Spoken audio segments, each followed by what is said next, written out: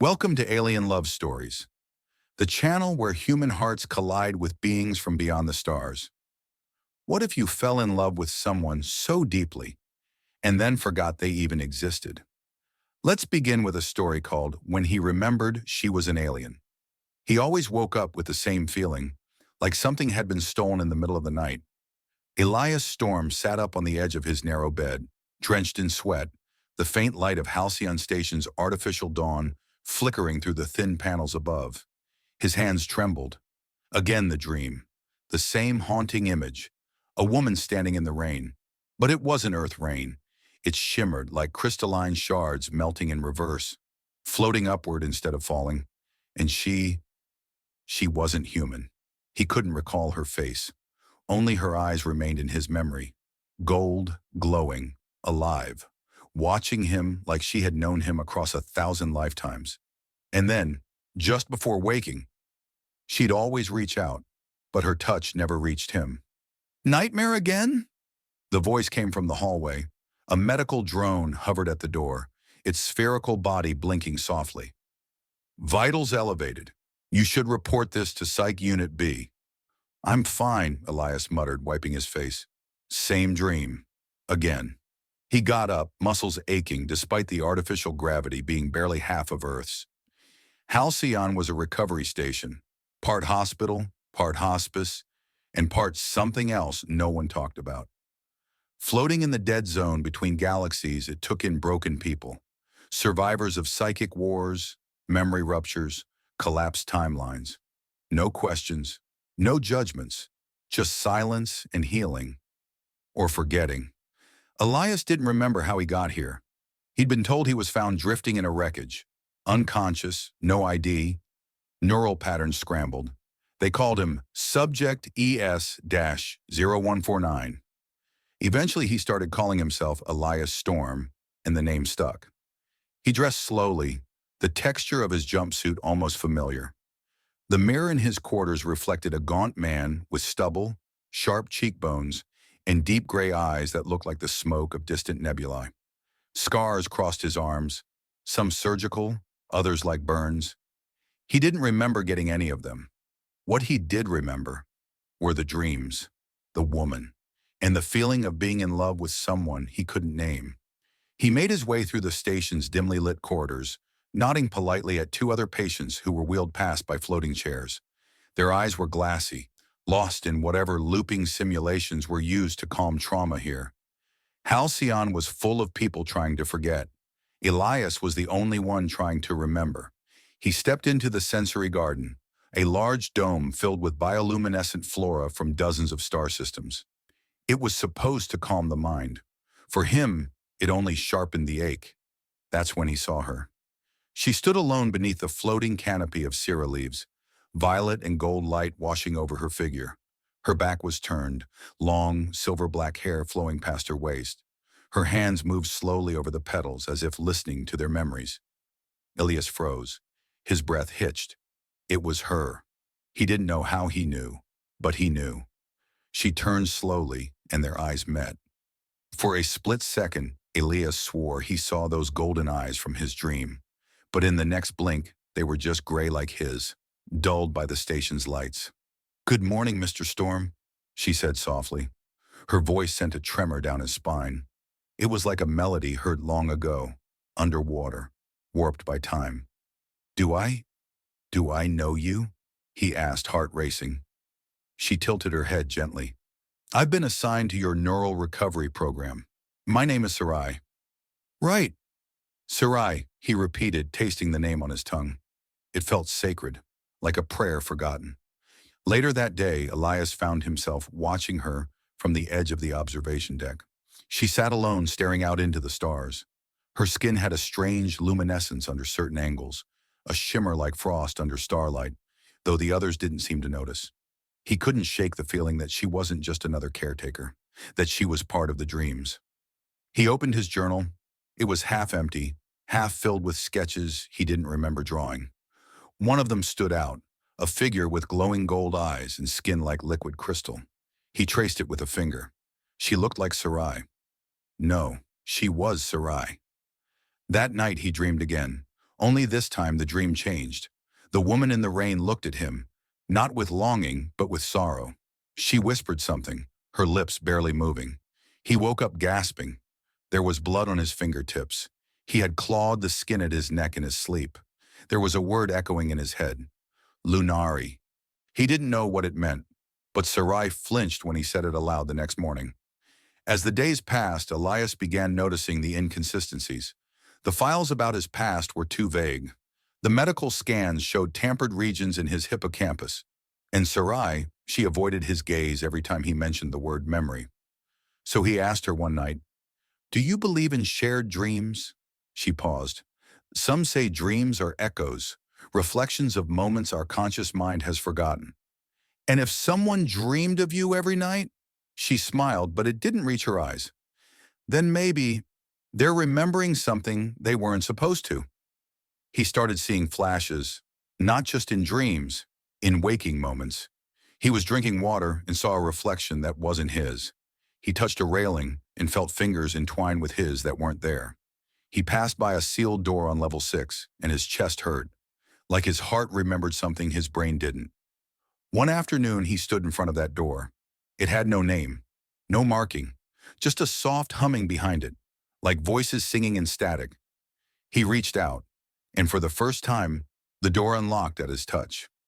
Inside, the room was dark, cold, lined with old servers and biological archive tanks.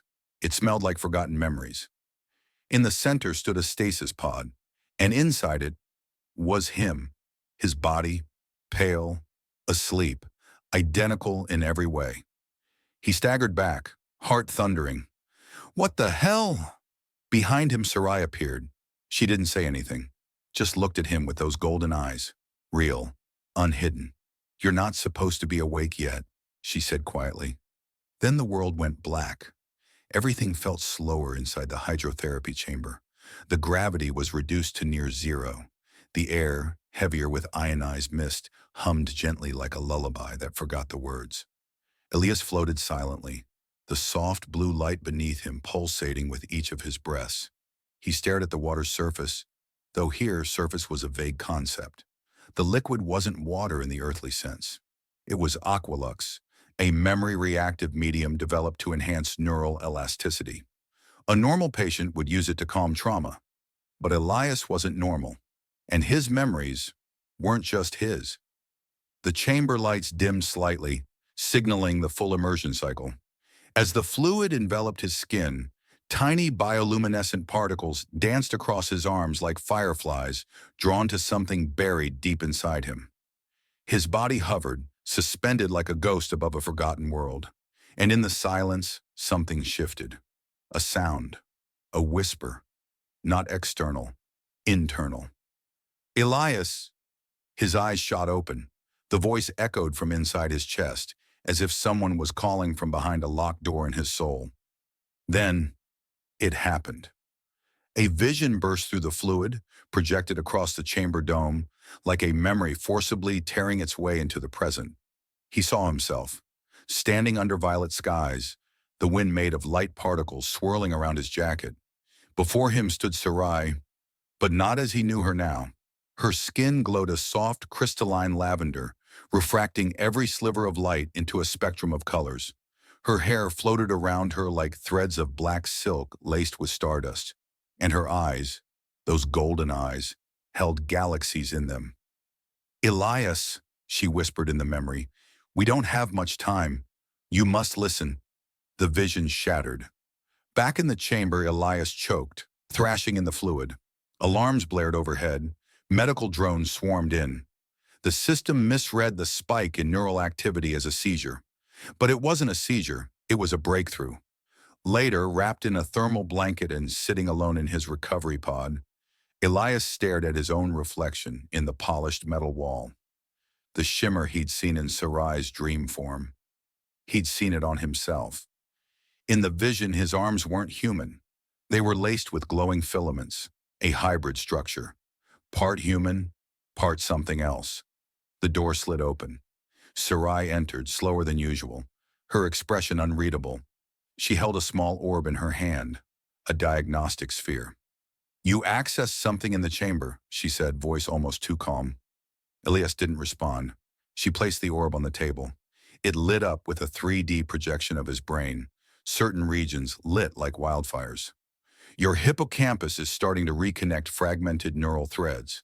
It's rare. Most patients experience partial loops at best. But you're unlocking everything too fast. Then tell me the truth, Elias said. Who am I? What was that I saw? She paused. The hum of the orb pulsed in rhythm with her breath. You were part of something beautiful, but dangerous. You weren't just a pilot. You were part of the Covenant project. What the hell is that? Serai closed her eyes. It was an experiment to bridge the biological divide between Terran and Lunari, a forbidden experiment. You volunteered. For love. Elias stared. And you? Were you part of it too? She met his gaze. I was the reason it began. Silence stretched between them like a chasm of time too wide to leap. You erased my memory, he said, voice cracking. I had to, she whispered. You were dying. The synthesis was incomplete. Your brain was rejecting the hybridization. Erasing your emotional triggers was the only way to stabilize you. And now, you're waking up. And it's too soon. The orb flickered. A new projection lit the room. A planet fractured, burning. A battle. Ships falling from the sky like dying birds. In the center, Elias and Serai, arms around each other, standing defiant against an entire army. This is the real you, she said. Not the shell you live in now. Elias backed away. Number. That can't be me. I'm just a man. A broken one. Serai walked to him slowly. The lights around her dimmed, and for a moment, just a moment, her form flickered. A shimmer, almost invisible. Her true form bleeding through. You're more than that, Elias. You always were. That's why they tried to erase you. That night, Elias locked himself in his quarters. He stared at the sketches in his notebook. Dozens of them, some half-formed, some terrifying in their clarity. The same eyes, the same face, the same crystalline woman. He flipped to a page near the end. It was different. A picture of two hands reaching for each other, one glowing with human warmth, the other fractal and translucent.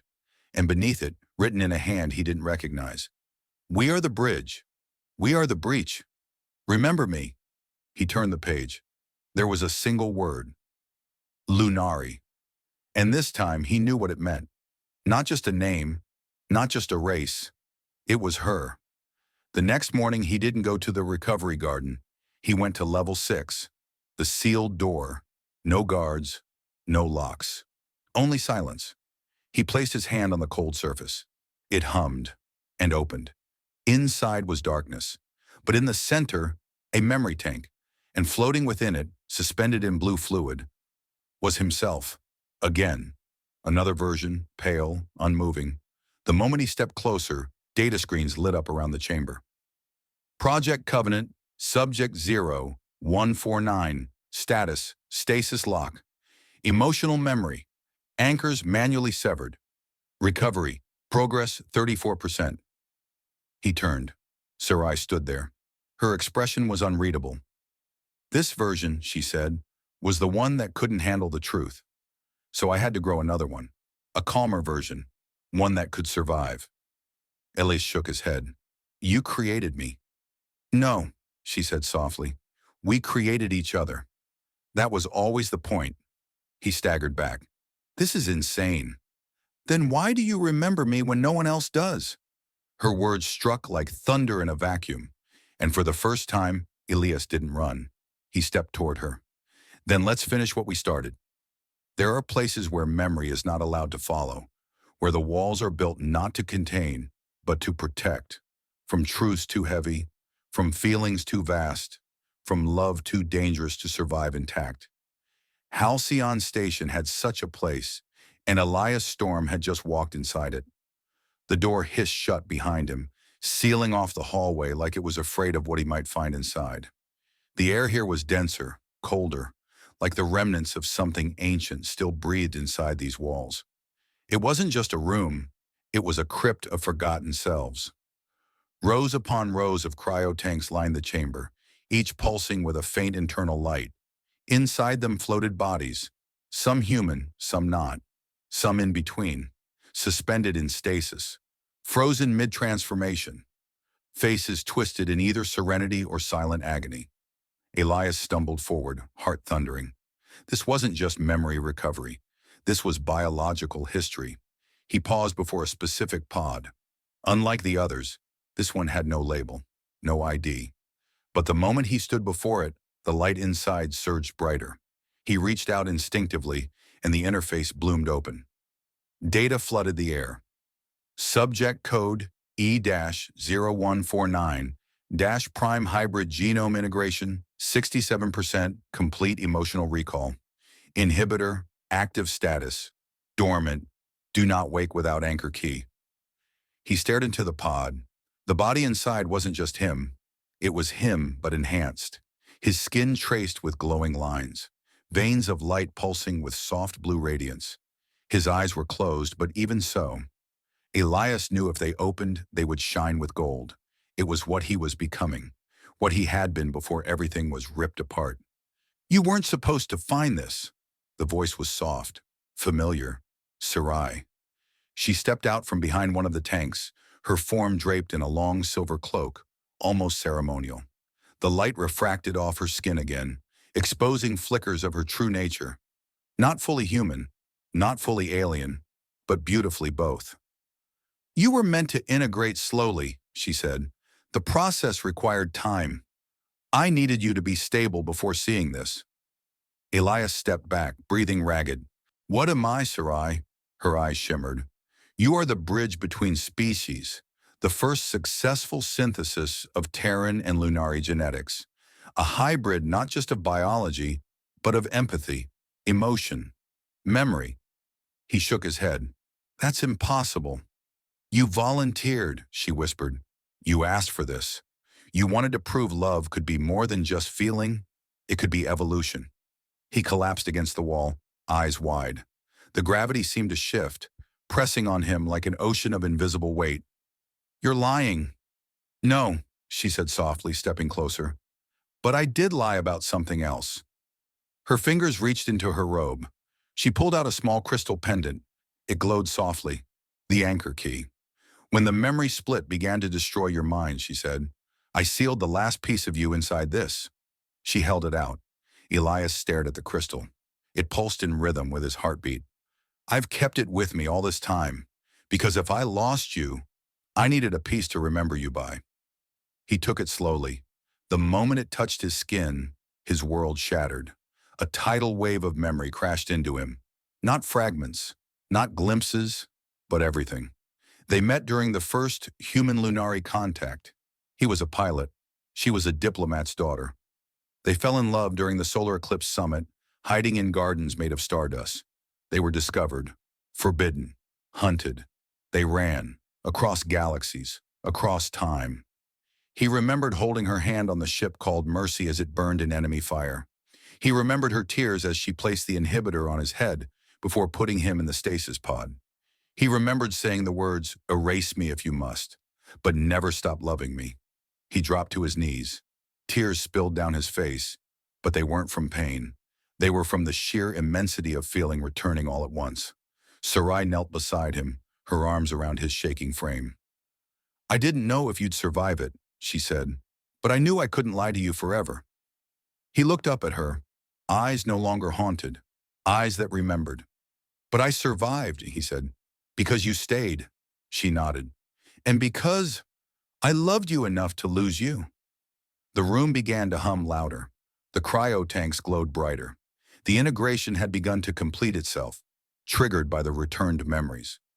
Elias felt it in his blood. Energy awakening, threads knitting together, pieces falling into place. He wasn't fully human anymore. He wasn't fully Lunari either. He was Elias Storm, a bridge, a breach, a heartbeat between worlds. And now, he was whole.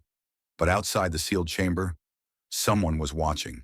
A figure cloaked in gray, masked in obsidian, whispered into a communicator. Subject Prime has awakened. Phase 2 begins now. It began with a sound, a soft chime, like glass tapping against glass. Barely audible, yet so precise that it cut through the humming of Halcyon Station like a needle through silk. Elias had just returned to his quarters, the anchor crystal still warm against his chest. The memories it had released were slowly settling in his mind, like stars falling into their constellations. And then he heard it again. Ching. He turned, heart stuttering. There, perched delicately atop the control panel, was a creature so strange, so utterly alien, that for a moment Elias thought he was dreaming again. It looked like a translucent feline carved from living crystal, its body pulsing with soft glimmers of blues and violets. The creature's eyes were voids of swirling light, deep and bottomless. It blinked once, and in his head, a voice. "You remember me." Elias staggered back, hitting the wall behind him. The creature didn't move. It simply stared, tail curling around itself like a ribbon of light. "Who? What are you?" he whispered. "I am memory. I am your echo. I am Nearest." The name sparked. A flash. He saw himself, on a moon with no name, holding the creature in his arms, laughing, feeding it starlight, watching it phase through walls like mist. Serai had called it your mind's guardian, a companion, a bio-linked being genetically bonded to him during the hybridization, a living key. "You left me," Nearest said in his mind, but the tone wasn't angry, just tired. "But I waited." Elias knelt slowly, unsure if this was real or another illusion conjured by his rewiring brain. "You waited? All this time?" Nearest leapt gently off the console, landing with a shimmer on Elias's knee. Its paw touched his skin. Direct contact. The room disappeared. Elias was no longer in his quarters. He stood in the middle of an alien meadow, beneath a twin-sun sky. Crystal trees swayed in a wind made of sound. Petals of light drifted through the air. He looked down. He wasn't alone. Serai stood beside him, laughing, barefoot in the grass. Her skin sparkled with pure energy. Elias reached out, and she met his hand with a gentle touch. This was no dream. This was a memory, real, unfiltered. He felt it all. The love, the gravity of their secret, the heat of her lips, the tears when they said goodbye. And Nearest, then just a tiny cub, was curled in his lap. The memory shifted. Suddenly alarms, panic, Serai screaming his name, Elias holding a wound on his side, blood, no, light, leaking from it. Nearest was barking strange notes, trying to shield him with its tiny body. Then, darkness, and then silence. The vision shattered like glass. Back in his quarters, Elias gasped for air. Nearest leapt off him, eyes glowing brighter. You were there. You were mine. I still am." The door burst open. Serai stood breathless, her eyes darting between Elias and the crystalline creature. "You found him," she said. "No," Elias whispered. "He found me." Serai knelt down slowly. Nearest padded toward her, pressing its head gently into her palm. "I thought he was lost during the escape," she murmured. "He stayed," Elias said. "He waited, Serai. And now that he's returned," she looked up at Elias and there was fear in her eyes. "So will the others." Elias frowned. "Others?" Serai stood up, lips pressed tight. "The bond with Nearest has reactivated a beacon embedded in your neural core. It's not just for memory. It's also a signal." "A signal to who?" "Not who. What?" She tapped the panel behind him, pulling up a holographic display. Incoming data, anomalies, spikes in quantum drift, a moving object heading toward Halcyon at impossible speeds. "Whoever erased you," she said softly, "just found you again." Outside the station, deep in the void, something stirred. A vast shape, shrouded in darkness, teeth like folded blades, moving without propulsion.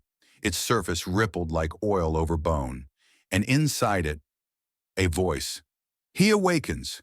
Begin reclamation protocol." Back in the chamber, Nearest arched its back, hissing toward the ceiling. Elias felt something crawl down his spine. The room's lights flickered. The station was no longer safe. Sometimes the hardest part of waking up is pretending you're still asleep.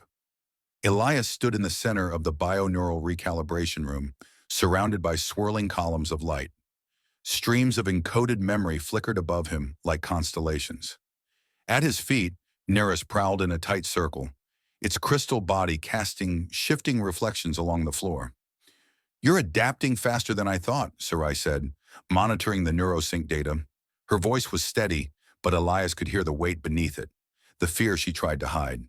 He closed his eyes, breathing in the strange air tinged with ozone and biolite.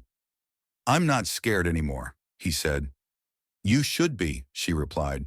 "Awakening a hybrid core is not like remembering how to ride a bike. You're unlocking gene sequences that were never meant to coexist. If you push too fast, I break," he finished for her. Again. She didn't deny it. Suddenly, the columns around him shifted. Images flickered into view. Not just memories, but echoes of future selves. Visions of what he could become. One image burned brightest. Elias in full hybrid form, eyes golden, arms blazing with luminous sigils, standing between fleets of ships, alone but unafraid. Then another.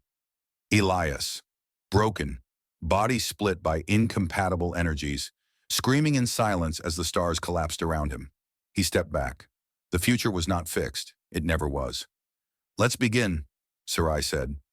She handed him a small device, a memory shard activator, designed to unlock latent synaptic threads through targeted emotion recall. Neris leapt up, placing both front paws on Elias's chest. "Ready when you are," the voice echoed in his mind. He nodded, then the lights surged. The world around him vanished. He stood on a battlefield, a field of shattered machines and burning sky. Lunari warriors falling in the distance, human soldiers retreating, and at the center, Elias, gripping a staff made of light and gravity, surrounded by enemies. Beside him, Serai, bleeding, eyes wild, fighting like a storm. He could feel the pain, the loss, the fire inside. Then something else, a pulse, a hidden power rising through him, energy surging from his core. In the memory, he unleashed it, a sphere of raw harmony energy, disintegrating enemies in every direction. Back in the chamber, Elias's body convulsed, arms glowing, veins lighting up. "Stabilize him," Serai shouted, but he wasn't afraid. He let it in. The chamber went dark, then bright again. Elias collapsed to his knees, gasping. Steam rose from his skin. Neris purred quietly beside him, curling into his lap. "You did it," Serai said, kneeling beside him. "You accessed active memory energy. It's your first real step." He looked up, and for the first time, his eyes shimmered gold. Elsewhere in the observation deck, a man in gray uniform stood watching the stars. He wore a tech patch over one eye, a neural relay enhancer. He looked ordinary, too ordinary. His name was Dr. Kelrin Vei, on paper, a neuropsych specialist. In reality, an embedded agent of the Helix Directive, a rogue organization that once tried to erase the Lunari species through synthetic evolution. He had been watching Elias since the day he arrived. Now with the neural beacon reactivated, he had only one task left. "Subject Prime has reached Phase 1 awakening," he whispered into his comlink. "Permission to begin extraction protocol." A voice replied through static. "Granted. Do not fail." Back in Elias's chamber, Serai handed him a black armband laced with Lunari script. "What's this?" he asked. "A protection seal," she said. "It hides your energy signature from tracking systems. If we're lucky, it'll buy us time." Elias slipped it on. It hummed faintly. "I don't want to run," he said. "You won't," she answered. "But you need to choose when to fight. You're not ready yet." He looked at her, really looked at her. She tried to hide it, but her eyes told the truth. Worry, pain, and something else. Love. Later that night, Elias sat in silence. Neris curled at his feet. The stars beyond the glass shifted slowly. He whispered into the quiet, unsure if Serai would hear. "I remember now, not everything, but enough." He closed his eyes. "I loved you. Before. I think I still do." From across the corridor, hidden behind a wall, Serai leaned against cold steel. and smiled. But miles below in the engine core, Dr. Vey placed a small device into the mainframe, a pulse emitter, one that would make the protection seal useless. "Good night, Subject Prime," he whispered. "Time to wake up. The hunters." The alarm started with a whisper, a single pulse tone soft and rhythmic, like a heartbeat rising from sleep. Then came the lights, red, rotating, pulsing, and then the voice. "Containment breach detected. Level 6. All medical personnel report to lockdown sectors. Emergency protocol initiated. Code, Shadow Prime." Elias jolted awake in his quarters, heart hammering. Nearest growled, a sound not like a cat, but like cracked glass vibrating inside a thunderstorm. Its form shimmered, edges sharpened. The creature had sensed something. Elias grabbed the crystal pendant and bolted into the hallway. Chaos met him. The corridor was flooded with smoke. Drones zipped past, systems blaring. Orderlies were dragging patients back into rooms. Elias pushed through the confusion. "Serai!" he shouted, no response. At the far end of the hallway, a blast door slid open, but not to reveal safety. Instead, 3 figures stepped through. Clad in black environmental suits laced with chitinous armor, they moved with inhuman precision. Their helmets had no visors, only smooth black surfaces reflecting the station's glow. And in their hands, pulse cannons, silent and glowing with humming light. One of them raised a finger, pointed directly at Elias. "Subject Prime located. Neutralize immediately." Nearest hissed and leapt, its body phasing midair, reappearing mid-strike. It slashed across one of the soldiers' chests, crystal claws versus armor. Sparks, a crack, and the soldier stumbled, but didn't fall. He grabbed Nearest midair and slammed it against the wall. Elias screamed.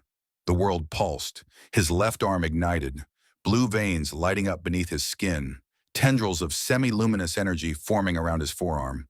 He didn't understand it. He didn't control it. But it was his. He flung his arm toward the nearest attacker. A shockwave of force exploded outward. Raw kinetic memory turned into energy. The walls dented. 2 soldiers were thrown back. But Elias fell to his knees, gasping. Too much. Too fast. Blood dripped from his nose. Suddenly, a flare of white light erupted at the hallway junction. A figure stepped through, cloak flowing, eyes ablaze. Serai. But not as before. She now wore Lunari battle armor, a suit of overlapping metallic scales that shimmered with fractal geometry. On her right arm was a weapon Elias had never seen, a ribbon blade made of folded light, oscillating like liquid flame. "You came for the wrong one," she said coldly. She moved like starlight in motion. The attackers advanced. Too fast. Too many. But Serai was faster. She weaved through them, each strike a whisper, each movement a ripple in reality. Her blade cut through armor like it was memory, not matter. Elias crawled to Nearest. The creature stirred, its glow dim but steady. "Come on," Elias whispered. "I need you." Nearest touched its head to his chest, and the world shifted again. His body felt lighter. The pain dulled. Information flowed into him. Not words, but instinct. He saw their movements before they made them, felt the heat signatures behind the walls, knew where to strike. It wasn't power. It was clarity. He rose. One of the soldiers turned. Too late. Elias moved in. His hand struck the soldier's weapon. Energy flared, and the gun melted like wax. Another raised a blade. Elias caught it with his bare palm. The blade shattered. His skin smoked but didn't break. He turned and slammed his palm against the attacker's chest. A pulse. Memory impact. The soldier froze, jerking, convulsing, then collapsed. Serai landed beside him, breathing hard. "You're stabilizing," she said. "Your memory synthesis is syncing with your muscle matrix." "I don't understand half of what that means," he said, panting, "but it feels right." She smiled, but it was brief, because then, from the smoke, Dr. Kelvin Vey appeared. He stepped forward, visor cracked, blood trailing from his mouth, but his eyes burned with fanatic clarity. "You were never meant to exist," he spat. Elias stepped forward. "And yet, here I am." Vey raised a small black device, neural disruptor. He pressed it. Serai screamed, collapsing instantly. Elias felt the wave slam into him. His memories, the rebuilt ones, fractured. Nearest shrieked, its body glitching between forms. Elias dropped to one knee. Vey walked closer, triumphant. Say goodbye to your stolen soul. But then, Nearest leapt into Elias's chest, merged, and Elias stood back up, eyes blazing with golden blue, skin pulsing like living crystal. When he spoke, his voice echoed, like two beings speaking as one. You shouldn't have touched what you don't understand. He raised his arm. A sphere of crystallized memory formed, solid, radiant, sharp. He flung it. It struck Vey's device and shattered it. Energy burst outward. Vey flew back unconscious. The hallway cracked open, air hissing, emergency seals dropping into place. Silence returned. Elias stood panting. Serai groaned and sat up slowly, her armor singed. Nearest phased out of Elias again, slightly smaller, flickering, but purring. You did it, Serai whispered. Elias looked around at the wreckage. No, he said, we did. But deep in the Helix directive ship approaching Halcyon, another figure watched from a hologram. Female, skin black as obsidian, eyes like twin galaxies spinning inward. She turned to her crew. Phase 2 failed, but Prime is waking up faster than projected. Prepare the twins. We will extract the seed from his core, alive. The stars blurred into streaks as the stolen vessel breached into slipstream. Elias sat in silence, gripping the edge of the command console, his breathing slow but shallow. His body was changing. He could feel it in his blood, currents of light pulsing through his veins, like memory had been hardwired into his biology. He wasn't just remembering anymore. He was becoming. Serai sat across from him in the dark cockpit, her armor dimmed, her hands wrapped around a glowing orb of lunary crystal, the last fragment of their encoded map. We can't outrun them forever, she said quietly. Elias didn't answer. Instead, he looked down at his hand. Faint sigils flickered beneath the skin. They shifted when he focused, like they were trying to speak. What do they want? He asked finally. Serai met his gaze.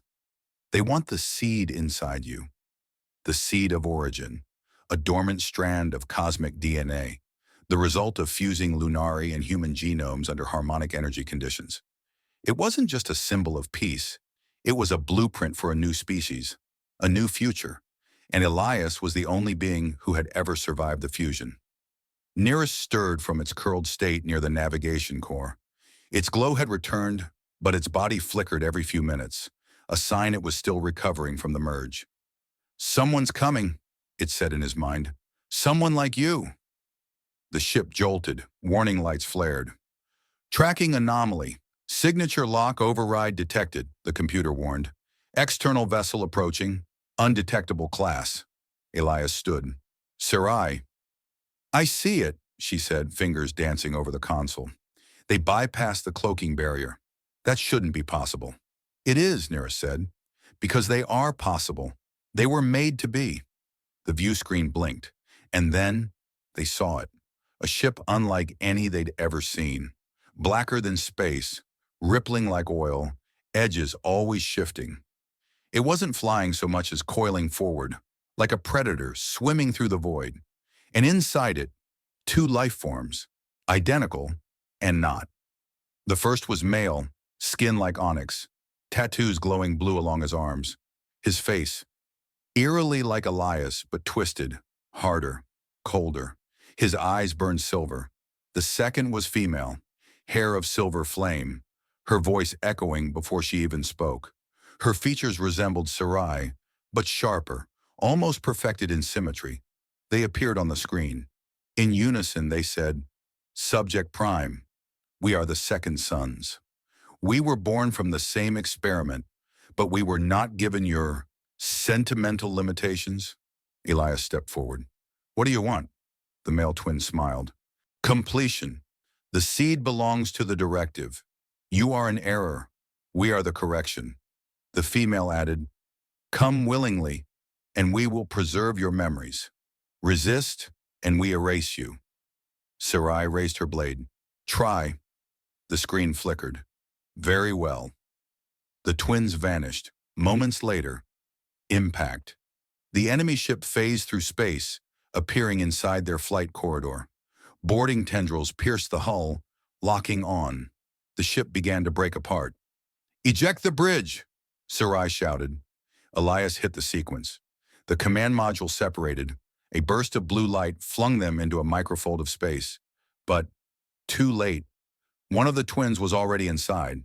The female emerged from the rear airlock, floating an inch above the floor.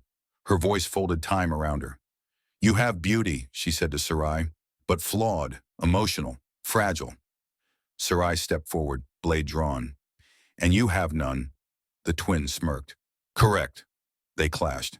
Serai's blade met the twins' shifting spear, a weapon made from compressed gravity.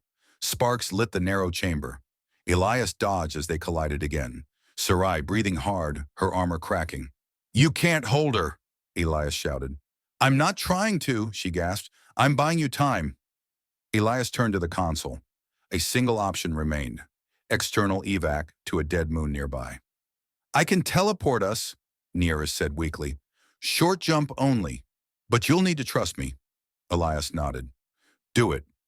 The moment Serai locked blades with the twin again, Elias and Nearest vanished in a pulse of crystal light. They reappeared on the surface of a dead moon, gray, silent, full of broken satellites and forgotten graves. The ship's remains landed nearby. Serai didn't come through. "She stayed," Elias whispered. "She always does," Nearest answered softly. Hours passed. Elias stared at the stars, heart heavy. Then, she came. Falling from the sky, wrapped in flame, Serai crashed into the dirt beside him. He ran to her. Her armor was scorched, her arm broken, but she smiled. "She let me live," Serai said. "Why?" "She said," Serai touched his face, "she said she wanted to kill you herself." Elias looked up at the sky, and for the first time, he felt fear. Not because he might die, but because something out there wanted to take his very identity, his memory, his love, his purpose, and wear it better. The prison didn't look like a prison. It looked like home.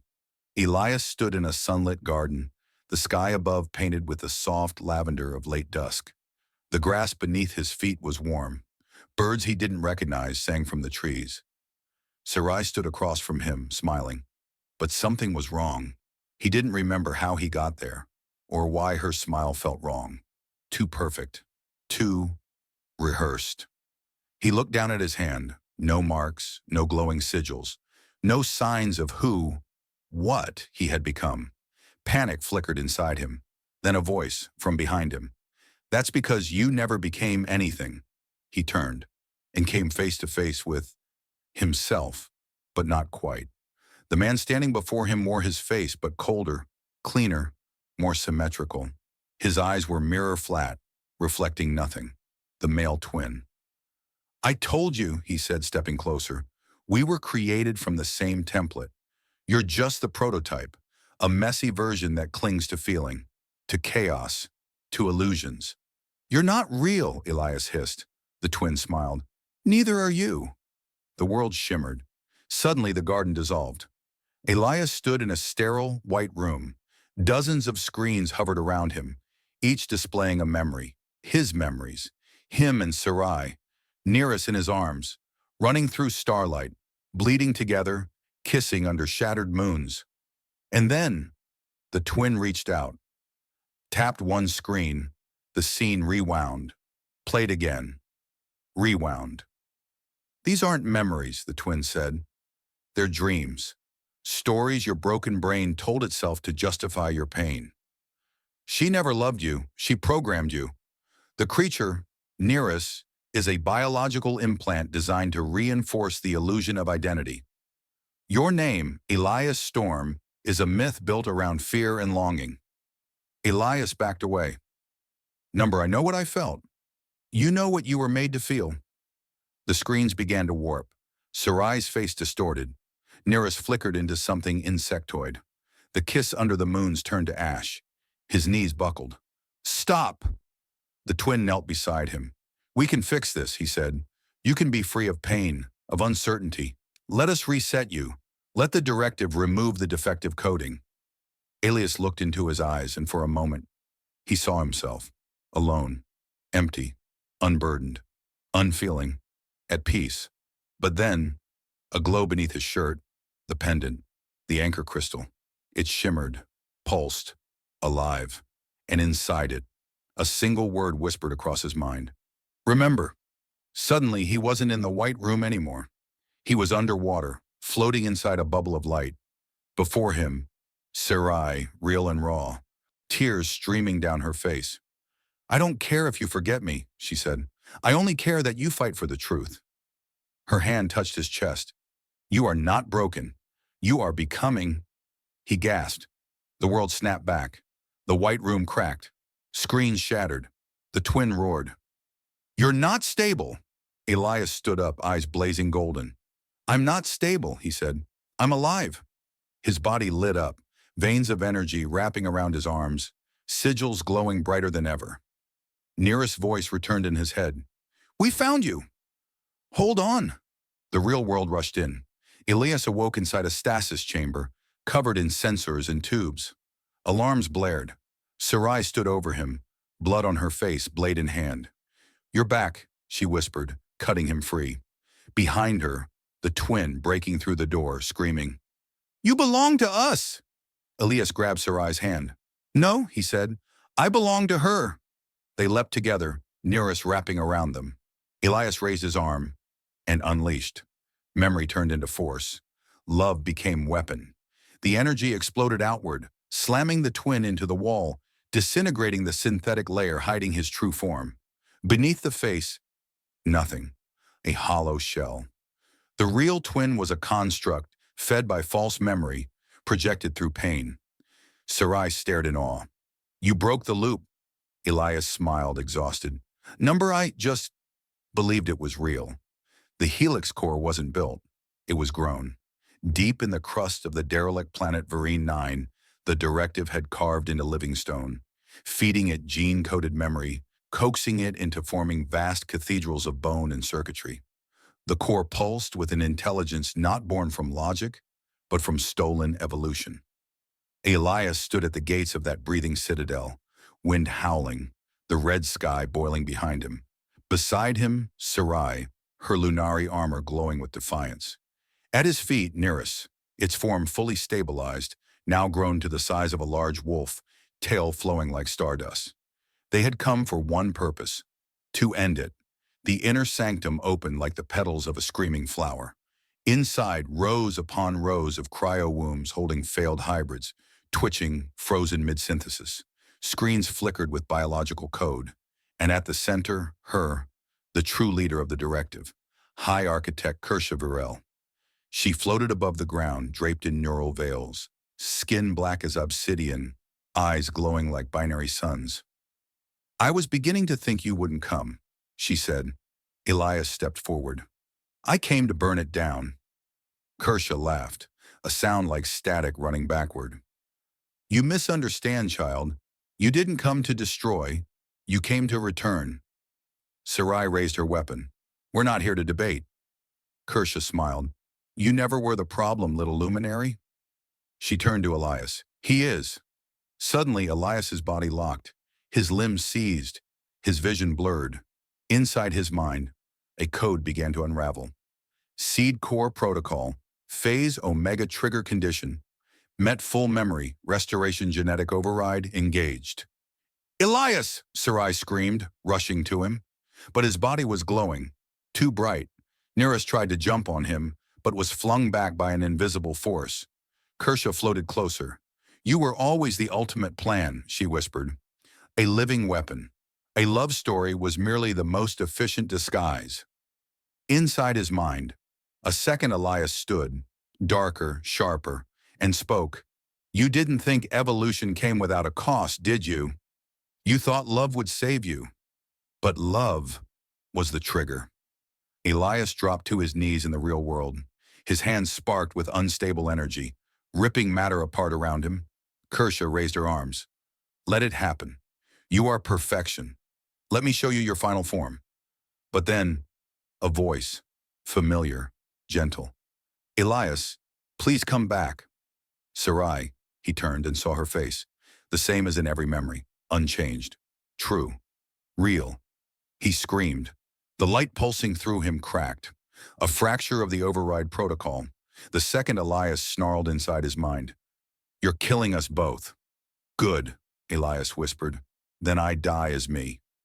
In one final act of will, Elias reached inward, not to destroy the seed, but to reprogram it, not as a weapon, but as a beacon, a message, a genetic message written in memory. We are not what made us. We are what we choose to become. And I choose to love. The helix core exploded in light.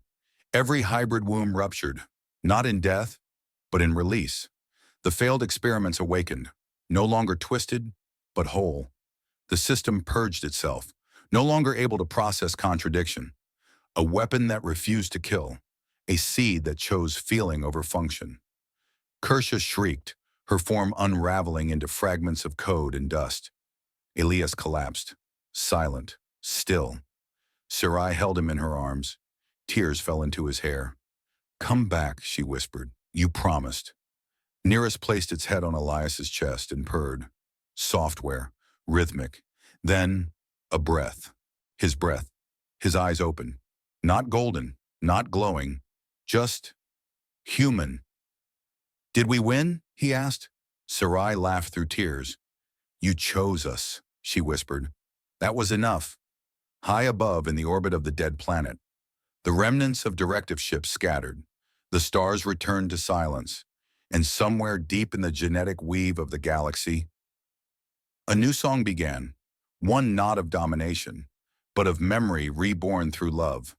The war was over. Not with fire, not with blood, but with a choice.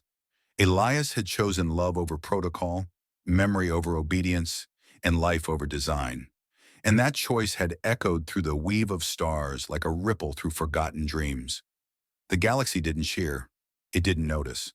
But somewhere in the Drift Nebula, nestled within the cloaking fields of a hollowed moon, known only to the Lunari as Tirvahal, a story was ending, and another was beginning. The air here shimmered with quiet energy, a perpetual twilight cast in hues of lavender and silver. Bioluminescent plants pulsed softly along curved archways of ancient crystal, and the gentle hum of memory trees filled the air like a heartbeat in sync with the cosmos. Serai stood on the balcony of their dwelling, a sanctuary grown from the ground, not built, with Nearest curled beside her, tail wrapped around a glowing seed pod. She watched the horizon and waited. Behind her, inside the chamber bathed in warm light, Elias lay sleeping, his body finally still after weeks of rebuilding. The helix override had nearly destroyed him. Every strand of DNA had fought against itself. But with Serai's healing touch, and Nearest constantly channeling bioharmonic frequencies into his neural pathways, he had survived. And more than that, he had evolved again. But not into something superior, just into someone true. He stirred. She turned instantly, her breath catching. His eyes opened slowly, no longer glowing. Just gray, storm gray. Like the first time she had ever looked into them, when memory had yet to return, but his soul had already known her. "You always wake up when the sky turns violet," she said. He blinked, smiling faintly. "It's when you look most like the dream." She laughed softly, crossing to him. "You said that before." "I say a lot of things before remembering I said them." He reached up, brushing a lock of silver-black hair from her face. "But you're always the same." They sat in silence for a while. Outside, the wind whispered through vines that had grown wild across the dwelling's curved arches. Somewhere, distant Lunari singers chanted in harmonics too delicate for human ears. But Elias had begun to hear them lately, understand them even.